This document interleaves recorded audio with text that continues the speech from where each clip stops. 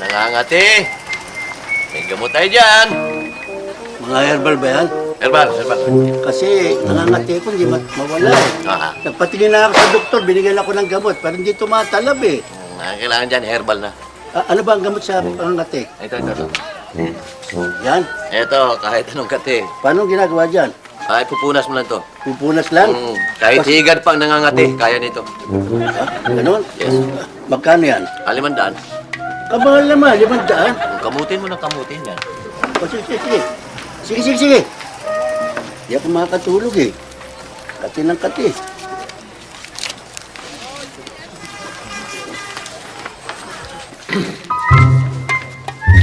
Pupunas lang. Punas lang yan. Ganyan kasimple.